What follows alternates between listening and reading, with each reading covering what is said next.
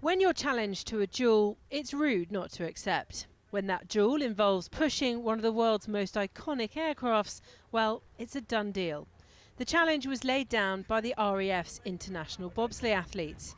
It was accepted by the current crop of elite GB bobsledders, and they got to go first. 3, 2, 1, go!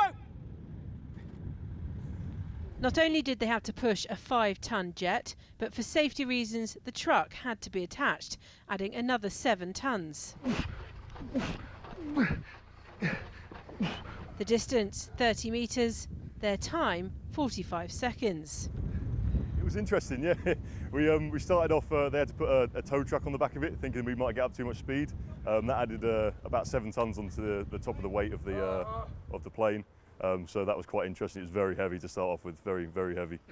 Yeah. Oh. What? That's it. Normally, as you said, you're normally only pushing for like 5 seconds. Yeah, so yeah, quite shocking. we're maximum pushing mid to 5 seconds.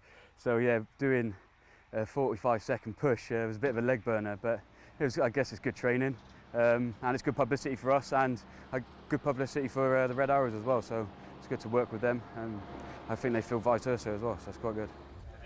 Surprised at how tough it was. After all, these guys, 3 of them paras, did discuss pushing a Herc. They tried 30 metres without the truck, just for good measure. Their time, about 16 seconds.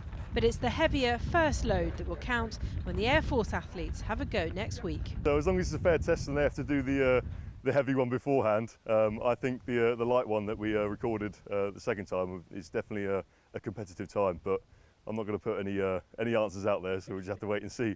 I'm not going to say too much, but I'm quietly confident, but I'm not going to brag too much, because if they do beat us, then it'll be a little bit embarrassing. But like I said, they've got a number of international athletes on their team. They've got Jamaican, GB development guys, ex-Olympian. So they're not an inexperienced team, but obviously we're the current GB #1 crew, so we should be beating them at the end of the day, yeah. The bar then has been set, all ready for the RAF to challenge. But all in all, a good day for the military members of the GB squad, given a tour of the Red Arrows base and gifted their own private display. Going back to the push-start track in Bath, the bobsleigh should now feel like a walk in the park. Kath Brazier, Forces News, RAF Scampton.